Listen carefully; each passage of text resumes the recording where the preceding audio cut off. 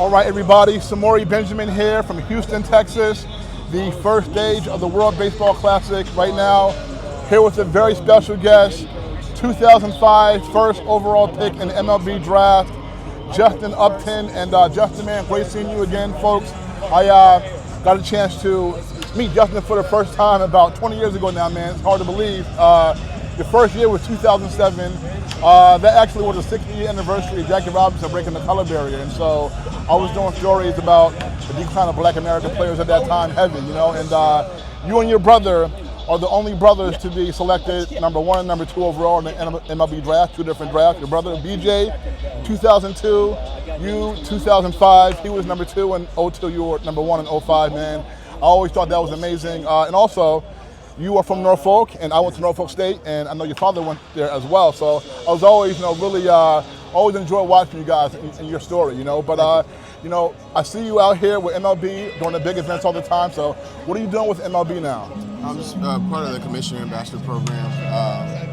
We do events with, in conjunction with MLB, and the kind of the perks are still getting to be around the game, be on the field, and still talking to some of the guys that are in the game. Yeah, so being from the Tidewater area, lots of talent in the Tidewater area, all sports, football, baseball, basketball. And I know, Jess, your little crew, you and BJ, he's older than you, and a lot of guys came up with you all who made it, David Wright, a lot of guys. And, for you, growing up and just, how did you and your brother BJ get into baseball, first of all? My dad was a big baseball fan. He played college, played high school, obviously. So I just, we were kind of gravitated to it. We watched a lot of baseball, and, it became my first love. BJ, being older than you, and he being taken #2 overall in 2002, what kind of impact did he have on you as your big brother? Well, he always pushed me as kids growing up. He was always more advanced than me, so I always wanted to, hone my skills, be able to keep up with him. And then he kind of gave me the groundwork for, being drafted, going through the minor leagues. He did all that before me. So I got to see it all happen firsthand. Anything he went through, I got to see it. I got to see his successes and everything. So it was, he made the road a little easier for me. Yeah, and I always heard that, you would play with your brother and his age group, guys like David Wright and Michael Kadai or somebody else. What do you remember about just those times growing up in Norfolk and playing baseball? Like I said, I got to see all those guys advance before I did. So, the team that they had, the travel ball team that they all played together on, I traveled every weekend with them, and I got to practice. I got to do all the things that they did, which in turn made me better because they were doing more advanced things. I got to be in the dugout around it. It was just easier for me down the road because I had already seen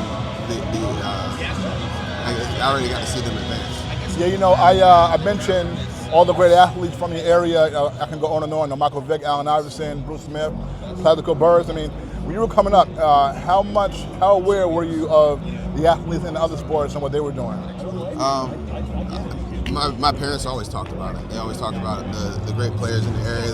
The guys that I went out to actually watch Ronald Curry a lot, in both sports, watching football, watching basketball.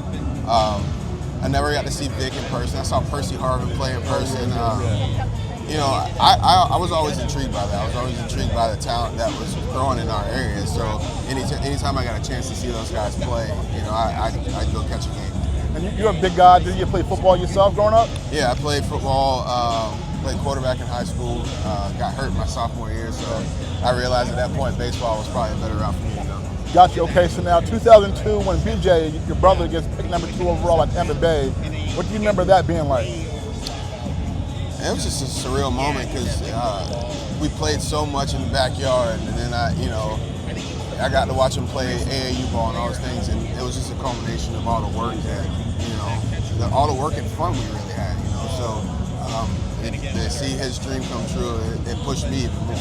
Yeah, and to get picked #1 overall, I mean, you got to be super talented, really be doing damage in high school and all that. So your brother and his age group of guys, they move on, and now you're playing with your age group. I mean, How were you able to, I guess, dominate? What do you remember that being like? And what do you remember about, when you got picked number 1 overall, how that felt? I think BJ gets drafted, and then I think the next step for me was I started doing some of the national circuit stuff, and then you see what kind of talent is out there. You see what level of baseball is being played all over the country, and I think that drove me even more. It's like, all right, now I have to get better. I'm going to be playing against not only the talent in my area, but the talent nationally. Start putting in more work, and then finally getting drafted 1 overall. I mean, like I said, it was surreal, man. It was, you look back on all the work you put in, and all the tournaments, and all the summers you missed playing baseball, and all those kinds of things, and it, ended up being, the right route for me, and it helped my dream come true. Yeah, there's been a decline in the Black American players, and not a lot of young Black American players playing anymore. When you were coming up in Norfolk, how many of your other Black peers were playing baseball, into baseball?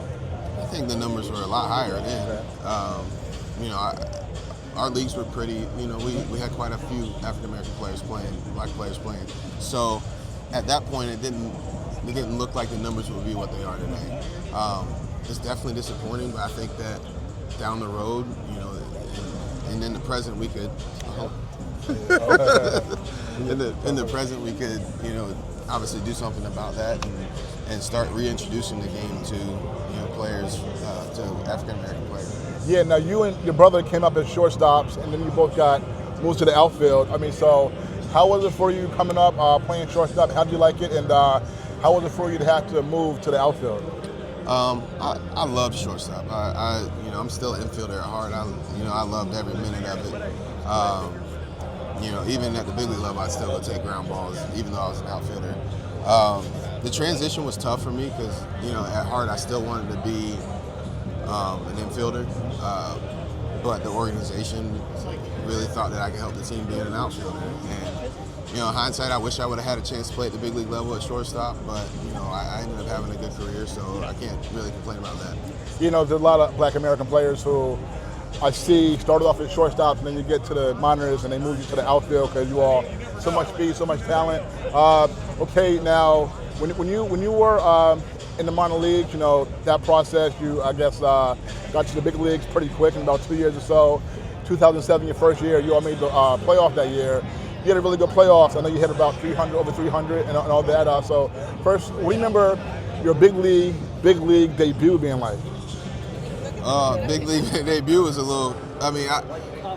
My actual starting debut was in Dodger Stadium. I got a pinch hit the day before in San Diego, but my big league debut was a little rough. I think I dropped 2 balls in the outfield. I'd never played right field before. I played center field all throughout the minor leagues. I get thrown in right field in Dodger Stadium down the stretch in a playoff hunt. So there were some jitters there. I made some mistakes as a young player, but it was. Like I said before, it's just every moment along the way is pretty surreal. You don't ever expect that in your life to get to that point, and then when you do get there, it's like you're on wide-eyed. So. Yeah, and your first playoff series, you guys played the Cubs. You beat the Cubs in the series, and you had a very good series. Do you remember much? That was 20 years ago now. 19 years ago now. Do you remember much about that playoff series when you beat the Cubs? Man, there was so much adrenaline and so much nerves. I honestly remember the big moments, like, a couple games in Wrigley Field, Levon Hernandez getting out of 2 jams that, ended up helping us win the game. Big home run by Chris Young in Wrigley Field. Like, there's moments, but you're so locked in, and you're so, your brain's kind of going everywhere. Everything's, as a 19-year-old, 20-year-old. I mean, it was a wild time. Yeah, you mentioned Chris Young, your teammate in Arizona. He's here as well, and it was cool seeing you guys in Arizona because you were 2 young Black players who were doing your thing. How fun was it at that time getting a chance to play with him? Man, I met one of my best friends in 2006 in spring training, and we're in 2026. Still one of my best friends. That was one of the highlights of my career. We were both super young players. I think I came up at 19, he was 22 at the time, and those are some of the funnest days playing baseball that I've had. Yeah, that's amazing. Like coming up at 19, and Yeah, so the one thing that I did not say, four-time All-Star. What do you remember about making your first All-Star game? That was crazy too. At the beginning of that year, 2009, I was struggling. They even talked about sending me down at one point in May, and old teammate of mine, Felipe Lopez, kind of took me under his wing and said, "All right, this, obviously what you're doing is not working. Let's work on some other stuff." I went off from May on, ended up making the All-Star game, and man, it was, that was another accomplishment. And then getting out there on the field with the best players in the game at the time, like I said, it was another surreal moment. Yeah, that was in St. Louis. I know Barack Obama was at the All-Star game. Mm-hmm. Did you get a chance to meet him? And if you did, how was that like? Barack came by and shook everybody's hand in the locker room, and that was a special moment also. Okay, now one of the cool moments, you played with your brother 2 different times. Yeah. First time with Atlanta Braves. So what was that like, getting a chance to play with BJ, with the Braves, and then, with the Padres? Well, the Braves was a surprise for sure. BJ had just signed there, and then I get traded over there. It was, that was our dream come true. We were like, at some point we got to play together, and we got that opportunity in Atlanta. That was probably the highlight of my career, having those 2 years with him, and then ended up getting a third one in San Diego, like you said. But yeah, man, those were special times. Yeah, and you played with Jason Hayward as well in the outfield, so it was all black outfield. Something that was really fun to watch. Later in your career, you got with Detroit and also with Anaheim. You played with Mike Trout and Ohtani and all that. What was it like to get a chance to play with those 2 guys? Anytime you get to play with, some of the greats of the game, not only do you learn stuff, but you get to be a fan. Obviously you're a teammate, you're in battle together, but if you're a fan of baseball, you can't help but enjoy watching those 2 guys play. And just watching Shohei come over here from Japan and watch the process of him blooming into a star here, that was fun to watch. Year after year, he just got better, and now, he's one of the best players, if not the best player in baseball. I got about 3 more for you. So you mentioned Ohtani. Last WBC, Japan won the championship. Ohtani against Trout. That last at bat, your 2 former teammates. That was great drama, exciting stuff. But this is, it's an event that I've always liked, because there's never been, in the Olympics, there's no real baseball Olympics, because the best players had never played because it's during the baseball season. So when this thing started in 2006, I was really excited about it. So now it's been going on for 20 years, literally. What do you think about the World Baseball Classic? I think it's a great event. I think when you take guys who don't play together, you put them on teams where they're representing their country, a different emotion comes out, a different level of play, and for it to be so early in the year, guys aren't even through spring training yet. These guys went out of their way to prepare to be here and to represent their country. So you're seeing high-level baseball before spring training is even over. If you're a baseball fan, it's a dream. Yeah. And you have guys representing their country where you see their true emotions, you see their true personalities come out. And it's a special event every time it comes around. Yeah, I love it. Last 2 for you. Growing up, who was your favorite baseball player? I was a shortstop, and that was Derek Jeter. Jeter and, and Griffey was my dude too. No doubt. And last one for you. Who's the most talented teammate you ever played with? I played with a guy who throws 100 from the right side and then hits 50-plus homers and runs like a gazelle. It's not a doubt. Ohtani's the most talented. You know what? Besides Ohtani and Mike Trout and your brother, besides those 3.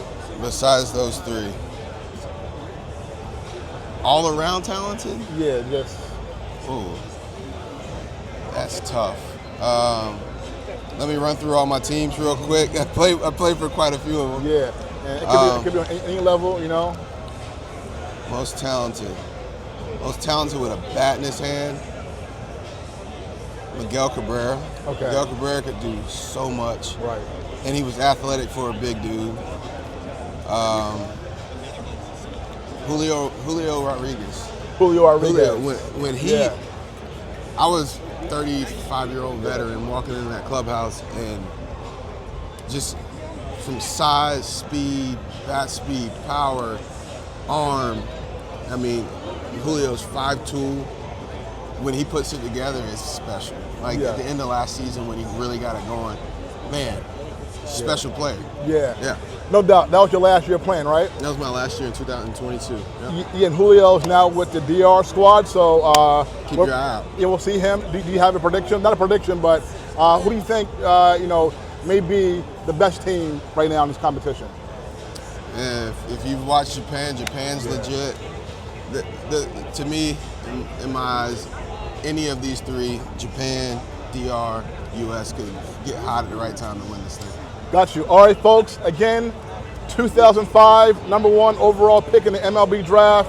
Him and his brother BJ, only two brothers to go 1 and 2 in a baseball draft. 4-time All-Star, and of course, Norfolk, Virginia native. And Dad went to Norfolk State, like I went to Norfolk State. Justin Upton, man, thank you so much. I appreciate you, man. Great talking to you. All right, folks, we're back.